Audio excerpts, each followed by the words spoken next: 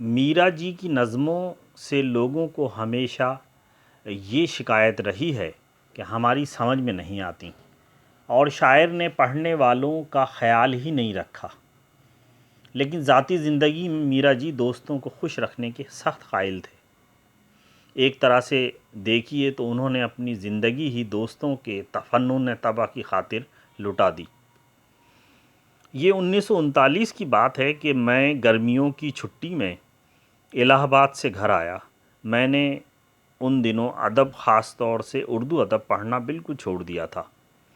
فلسفہ سیاسیات سے میری دلچسپی بڑھ گئی تھی، لیکن میرے ایک دوست تھے سلطان احمد نقوی، جن کے دنیا میں بس دو کام تھے: اردو کے اچھے برے سب رسالے خریدنا اور گپ اڑانا۔ ایک دن انہوں نے مجھے ادبی دنیا کا سالنامہ لا کر دیا اور بتایا کہ لاہور میں شاعروں اور ادیبوں کا ایک نیا گروہ ایک دم سے ابھرا ہے، اور اس کے قائد ہیں میرا جی اور قیوم نظر۔ انہوں نے اس پر اکتفا نہیں کیا، بلکہ یہاں تک کہہ ڈالا کہ میں تو ان سب لوگوں سے لاہور میں مل کر آ رہا ہوں۔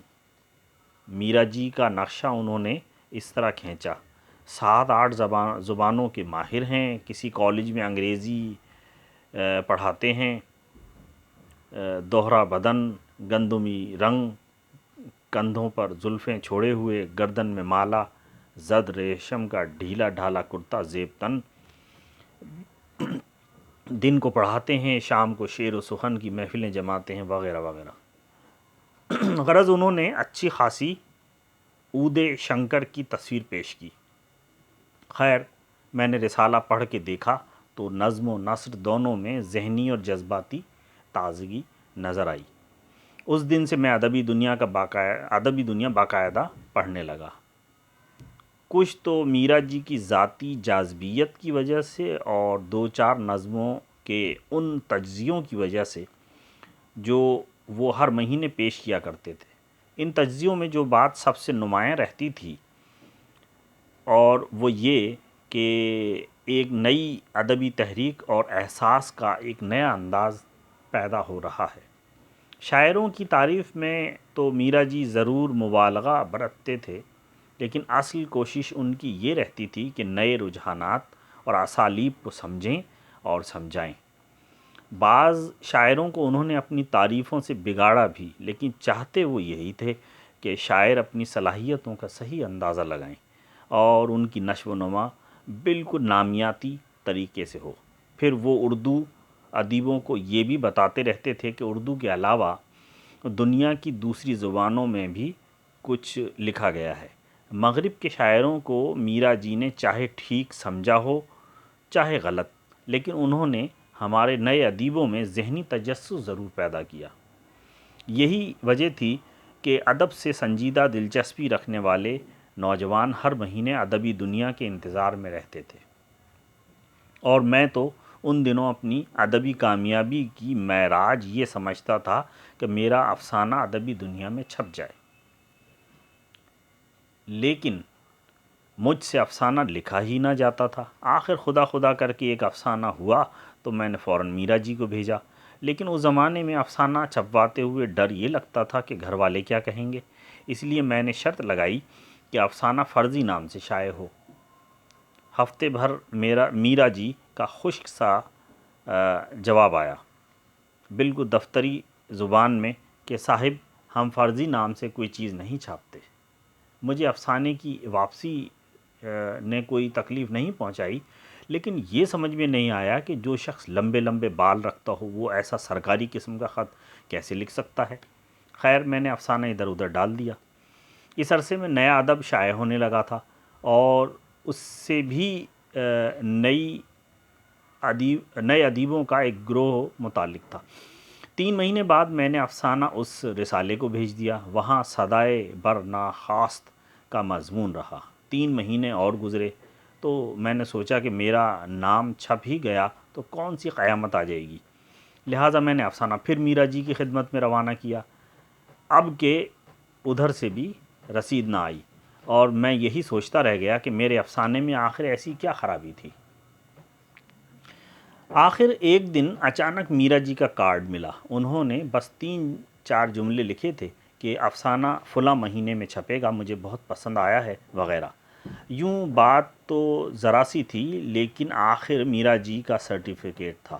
میرا نتیجہ بھی 2-4 دن پہلے نکلا تھا. اتنی خوشی تو مجھے بی اے میں فرسٹ کلاس پا کر بھی نہ ہوئی تھی. میرا جی کے اس کارڈ کو میں نے 5-6 سال تعویذ کی طرح محفوظ رکھا. بعد میں میرا جی نے مجھے بتایا کہ میرا افسانہ انہوں نے مضمونوں کے ڈھیر میں سے محض اس لیے اٹھایا تھا کہ ذرا صاف صاف لکھا ہوا تھا. بہرحال میرا جی نے مجھے فوراً ادیب بنا دیا. سنا ہے کہ بعض لوگوں سے ان کے تعلقات استادی شاگردی کے ہوتے تھے، لیکن نہ جانے کیا بات ہوئی کہ مجھ سے وہ تو بالکل شروع ہی سے بے تکلفی برتنے لگے. خط لکھنے کے بڑے چور تھے. بعض دفعہ مجھے قیوم نظر یا یوسف ظفر کے ذریعے سے تقاضا کرنا پڑتا تھا جب کہیں جا کے جواب دیتے تھے، لیکن خط ہمیشہ اس انداز کا ہوتا تھا جسے وہ اور میں دونوں بڑی زبردست تخلیقی صلاحیتوں میں مصروف ہیں اور ایک دوسرے کا ساتھ دیے بغیر گزارا نہیں ہو سکتا. میرا جی نے مجھے افسانہ نگار بنا دیا تو نیا ادب گروپ کے بھی بعض حضرات مجھے خط لکھنے لگے، لیکن وہ صرف شاباشی دیتے تھے. میرا جی یہ بھی پوچھا کرتے تھے کہ آئندہ کس قسم کا افسانہ لکھو گے. خطوں کے ذریعے سے میرا جی اور ان کے 2 قریبی دوستوں یعنی قیوم نظر اور یوسف ظفر سے میری اتنی دوستی بڑھی کہ یہ لوگ مجھے لکھا کرتے تھے کہ تم رہتے الہ آباد میں ہو لیکن ادیب ہو لاہور گروپ کے. اور میرا جی کی شفقت تو اس حد تک پہنچی کہ وہ اپنے حالات زندگی کبھی نہیں لکھتے تھے، مگر میں نے نظموں کا ایک مجموعہ مرتب کیا تو وہ بھی لکھ دیے. لیکن اس بے تکلفی کے باوجود وہ رہے میرے لیے ایک افسانہ ہی. خطوں میں وہ اپنی ذات سے متعلق کوئی بات کبھی نہ لکھتے تھے. نئے ادیبوں کے مسائل سے انہیں اتنی فرصت ہی نہ ملتی تھی. چنانچہ اس افسانے کی حقیقت اب بھی میرے لیے ایک راز ہی رہی. ادیبوں سے ملنے کا شوق تو مجھے ایسا نہ تھا، لیکن میرا جی نے مجھے بھی ادیب بنا ڈالا تھا، اس لیے برادری میں شامل ہونے کے فرائض ادا کرنے ہی پڑے. اسی سلسلے میں سلام مچھلی شہری سے ملاقات ہوئی. انہوں نے میرا جی کو اور افسانہ در افسانہ بنا دیا. مثلا انہوں نے سنایا کہ میرا جی جاڑے گرمی برسات ایک گرم اوور کوٹ اور موٹی موٹی اونی جرابیں پہنے رہتے ہیں. کار میں کبھی نہیں بیٹھتے، تصویر کبھی نہیں کھنچواتے. یہ کردار میرا جی کی تحریروں کا نہیں تھا، ان میں تو سمجھ کی باتیں ہوتی تھیں. اس لیے میرا جی کا احوال سن کر مجھے وحشت نہیں ہوئی، بلکہ انہیں دیکھنے کا اشتیاق پہلے جیسا نہیں رہا، یا یوں کہیے کہ اس کی نوعیت بدل گئی. ہاں، جب میرا جی سے ملاقات ہوئی تو سلام مچھلی شہری سے جو کچھ سنا تھا میں نے ان سے تصدیق چاہی. میرا جی بولے، بھائی میں اپنے بارے میں مختلف آدمیوں سے مختلف قسم کی باتیں کہتا ہوں، لیکن ممکن ہے سلام کو یہی بتایا ہو. اس کے بعد اپنی ایک تصویر نکال کر دی اور کہا یہ میری پہلی اور آخری تصویر ہے. ان سے میری ملاقات مئی 1942 میں ہوئی. دہلی میں ترقی پسند ادیبوں کی ایک کانفرنس بڑے دھوم دھام سے ہو رہی تھی. میں نے سنا کہ لاہور سے بھی لوگ آ رہے ہیں تو میں بھی جا پہنچا. پہلا اجلاس ختم ہو گیا لیکن میرا جی کا سراغ نہ ملا. مہندر ناتھ اور میں ہال سے باہر نکل چکے تھے کہ یکایک انہوں نے چلا کر کہا، وہ آئے. میرا جی. سامنے سے 5-6 آدمیوں کا ایک جلوس چلا آ رہا تھا. ان میں کوئی ایسی شکل نظر نہ آئی جسے میں میرا جی سمجھ سکوں. میں نے پوچھا کدھر؟ اب کہ مہندر ناتھ نے اشارے سے بتایا. اتنے میں یہ لوگ قریب آ چکے تھے. اب جو میں نے میرا جی کو غور سے دیکھا تو نہ ریشم کا کرتا، نہ اوور کوٹ، دبلے پتلے آدمی، گردن کی ہڈی باہر نکلی ہوئی، لمبا سا سوتی کوٹ اور پاجامہ، لمبے لمبے بال مگر بالکل خشک اور الجھے ہوئے، سر پہ کشتی نما سیاہ ٹوپی. یہ بھی ایک افسانہ تھا مگر جتنے افسانے سنے تھے ان سے بالکل مختلف تھا. مجھے کئی دن تک یقین ہی نہ آیا کہ یہ میرا جی ہو سکتے ہیں. ابھی میں میرا جی کو دیکھ ہی رہا تھا کہ مہندر ناتھ نے مولانا صلاح الدین سے تعارف کرایا۔ وہ بڑے اتفاق سے ملے، لیکن میرا جی دفتری خطوط کی زبان میں ملے۔ اس دفعہ دہلی میں 3-4 دن ٹھہرنا ہوا اور ان سے 2-3 مرتبہ مٹ بھیڑ ہوئی، لیکن میرا جی گراموفون کی طرح بولتے رہے۔ یوں تو میرا جی کو گفتگو کا بڑا سلیقہ تھا، دلچسپی اور شائستگی دونوں کو بیک وقت برقرار رکھنا بہت کم لوگوں کو آتا ہے، لیکن اس ملاقات میں وہ کڑی کمان ہی بنے رہے۔ یہ ہنر بھی خاصا مشکل ہے۔ 3-4 مہینے بعد وہ اور میں دونوں مستقل دہلی میں آ رہے۔ ان دنوں وہ ریڈیو میں ملازمت کے لیے کوشاں تھے، اس لیے ہر وقت ہوا کے گھوڑے پر سوار رہتے تھے۔ ایک ٹوٹی پھوٹی سائیکل پر کرشن چندر کے یہاں آتے، یا تو خاموش بیٹھے لوگوں کے چہروں کا اس طرح جائزہ لیتے رہتے جیسے گھر جا کے ان کا تجزیہ لکھیں گے، یا پھر اسی میکانکی انداز میں تھوڑی بہت باتیں کر کے اٹھ جاتے۔ بہرحال میں نے یہی رائے قائم کی کہ ان سے خطوں کی دوستی ہی اچھی۔ اب میرا جی مشین بن جاتے تھے تو ان کا انداز سرکاری افسروں سے بھی زیادہ ڈراؤنا ہو جاتا تھا، لیکن میرا جی کو ریڈیو میں ملازمت مل گئی تو ان کی مشینیت دور ہو گئی۔ اب وہ اصرار کرنے لگے کہ اتوار کے دن دوپہر کو گھر آؤ۔ یہ وقت ان کے کپڑے دھونے کا ہوتا تھا۔ کپڑے وہ 2-3 جوڑوں سے زیادہ نہ رکھتے تھے، اس لیے اتوار کے اتوار خود ہی بیٹھ کر دھوبی کے فرائض انجام دیا کرتے تھے۔ کپڑے دھوتے وقت وہ بڑا ذہنی سکون اور طمانینت محسوس کرتے تھے۔ اپنی ذاتی زندگی کے متعلق وہ اسی حالت میں منصوبہ بندی کیا کرتے۔ ان دنوں انہیں یہ دھن سمائی تھی کہ ایک دن ریڈیو میں اسٹیشن ڈائریکٹر بن کے دم لوں گا۔ چنانچہ وہ حساب لگایا کرتے تھے کہ اس کام میں کتنا عرصہ لگے گا، تنخواہ کتنی ملے گی، ماں اور بھائی بہنوں کو کتنے کتنے پیسے دیے جائیں گے، وغیرہ وغیرہ۔ ایسی باتیں کرتے ہوئے وہ بالکل بچوں کی طرح معصوم لگتے، لیکن جب وہ یہ بتانا شروع کرتے کہ آدمی اسٹیشن ڈائریکٹر کس طرح بنتا ہے تو مجھے ان سے ڈر لگتا۔ میرا جی کی فطرت واقعی بچوں کی طرح معصوم تھی، لیکن دنیا معصومیت ہی کے ہاتھوں تباہ ہوا کی ہے۔ خدا نے بڑا فضل کیا ہے کہ میرا جی شرابی بنے، اسٹیشن ڈائریکٹر نہیں۔ ان ملاقاتوں کا سلسلہ کئی مہینے تک چلتا رہا، لیکن ہمارے درمیان یگانگت کا احساس ذرا بھی پیدا نہ ہوا، مگر جب ان کی منصوبہ بندی کا جوش ختم ہوا اور وہ سیدھے سادے شراب نوشی پر آ گئے تو پھر مجھے پتہ چلا کہ میرا جی کسی موضوع میں جذب ہو کر گھنٹوں باتیں کرنے کی کیسی صلاحیت رکھتے ہیں۔ اب ان کے ملنے کا وقت رات کو ختم ہو گیا تھا۔ شام کو دفتر سے گھر آ جاتے اور پھر رات کے 10 بجے شغل کے لیے نکلتے۔ ہوش کے 2-3 گھنٹے انہیں ملتے تھے۔ اس وقت کبھی کبھی میں پہنچ جایا کرتا، کبھی کتابوں پر باتیں کرتے، کبھی لوگوں کی تحلیل نفسی شروع کرتے۔ خوابوں کے تجزیے کا انہیں بڑا شوق تھا، بلکہ انہوں نے تو نفسیاتی معالجے کا طریقہ بھی لوگوں پر آزمانا شروع کر دیا۔ پھر ایک خصوصیت ان میں یہ تھی کہ کتاب ہر قسم کی پڑھتے تھے، ادب، نفسیات، عمرانیات وغیرہ۔ تو خیر ایک سلسلے کے مضمون ہوئے، لیکن ایک زمانے میں انہیں کپڑوں کے ڈیزائن کا مطالعہ کرنے کا شوق ہوا۔ کہا کرتے تھے کہ جب شادی ہوگی تو بیوی کو مشورہ دے سکوں گا۔ اس طرح نامعلوم کن کن موضوعات پر علم غلم کتابیں انہوں نے مجھے زبردستی پڑھوائیں۔ زندگی کے ہر شعبے میں انہیں متفرقات کا شوق تھا۔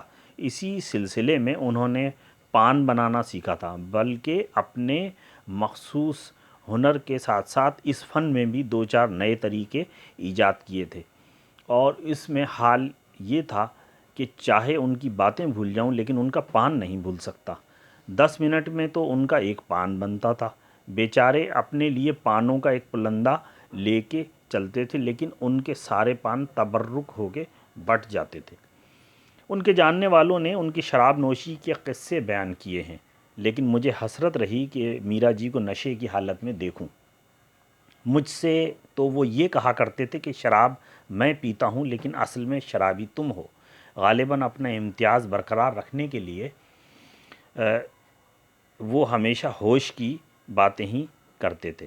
ایک دن وہ مجھے اپنے ساتھ شراب خانے ضرور لے گئے تھے، لیکن اس دن انہیں بھی شراب میں کوئی مزہ نہ آیا ہوگا، کیونکہ ہر 5 منٹ بعد وہ مجھ سے یہی پوچھتے رہے کہ عسکری صاحب میں نے کوئی بے عقلی کی بات تو نہیں کی۔ مجھے اصل میں میرا جی سے ایک ہی شکایت ہے، انہوں نے مجھ سے کبھی بے تکلفی نہیں برتی، اور اتنے گھل مل جانے کے بعد بھی ہمیشہ بڑا لحاظ کرتے رہے۔ ان کی یہ ایک خاص عادت تھی کہ انہیں کسی کی کوئی کتاب پسند آ جائے تو واپس نہیں کرتے تھے، لیکن میری کوئی کتاب انہوں نے کبھی نہیں رکھی۔ اگر پڑھنے کا وقت نہ ملا تو اپنے آپ واپس کر گئے۔ البتہ ان کی ایک کتاب ضرور میرے پاس رہ گئی، اور وہ اس وجہ سے کہ جب وہ دہلی سے بمبئی گئے تو انہیں اپنا ہی ہوش نہ تھا۔ میرا جی سے میری آخری ملاقات عجب حالات میں ہوئی۔ 1946 کا ذکر ہے۔ قائد اعظم دہلی کے اینگلو عربک کالج میں تقریر کرنے والے تھے۔ سڑکیں آدمیوں سے پٹی پڑی تھیں۔ میں بھی دروازے کے باہر ایک طرف کھڑا تھا۔ اتنے میں دیکھتا ہوں تو میرا جی چلے آتے ہیں۔ سال بھر سے یہ حال ہو گیا تھا کہ وہ گھر پر رہتے ہی نہ تھے، کبھی کبھی حلقہ ارباب ذوق کے جلسوں میں نظر آ جاتے تھے۔ حالانکہ شراب نے ان کا حال برا حال کر رکھا تھا، لیکن ان کے ذہن کی تیزی میں کوئی فرق نہ آیا تھا۔ حلقے کے جلسوں میں ہاتھ باندھے چپ چاپ بیٹھے رہتے، بیچ بیچ میں کوئی جملہ ایسا شوخ کہہ دیتے تھے کہ مجھے تو ان کی ذہانت اور حاضر دماغی پر رشک ہونے لگتا تھا۔ پچھلے 2-3 مہینوں سے وہ بالکل ہی غائب رہے تھے۔ بس یہ سنا کرتے کہ جب پیسے نہیں رہتے تو وہ اپنی کسی کتاب کا مسودہ شاہد صاحب کو دے دیتے ہیں اور پیسے لے جا کر سڑکوں پر بکھیر آتے ہیں۔ لیکن آج تو ان کی عجیب ہی حالت تھی۔ میلے کچیلے، پھٹے ہوئے کپڑے، چہرے پر ورم، جگہ جگہ خون جمع ہوا۔ میں نے انہیں اس عالم میں دیکھا تو منہ کھلے کا کھلا رہ گیا۔ پوچھا کہ میرا جی خیر تو ہے؟ نہایت اطمینان اور دل جمعی کے ساتھ بولے کہ رات نشے کی حالت میں ریڈیو اسٹیشن میں ہی پڑ کے سو گیا۔ کسی نے آ کے میری خوب مرمت کی اور مجھے پتہ ہی نہ چلا۔ میں نے اور تفصیلات معلوم کرنی چاہییں، لیکن وہ تو ایسی بے فکری سے باتیں کر رہے تھے جیسے کچھ ہوا ہی نہ ہو۔ ان کا ذہن ہمیشہ کی طرح کام کر رہا تھا، وہی مسکراہٹ، وہی شوخی، وہی ذکاوت۔ میں نے کچھ مسلم لیگ اور پاکستان کا ذکر چھیڑ دیا۔ انہوں نے سیاست کے متعلق جو کچھ بھی کہا اس سے ہوش مندی ٹپکتی تھی، پھر کچھ ادب کی باتیں۔ غرض میرا جی اپنی اس حیات قضائی کے باوجود وہی پرانے میرا جی تھے۔ تھوڑی دیر بعد کہنے لگے کہ اب مجھے یہ معلوم کرنے جانا ہے کہ وہ آدمی کون تھا جس نے رات مجھے مارا، اور وہ جلدی ہی ملنے کا وعدہ کر کے ایک دم غائب ہو گئے۔ مجھے خوشی ہے کہ انہوں نے اپنی بہتری کے جتنے منصوبے بنائے تھے وہ سب خاک میں مل گئے۔ اگر وہ اسٹیشن ڈائریکٹر ہو جاتے تو ان کا چہرہ میرا جی کا بھی چہرہ نہ رہتا، بلکہ ثناء اللہ کا چہرہ بن جاتا۔ لیکن یہ خون آلود چہرہ 20ویں صدی کے فنکار کا چہرہ ہے۔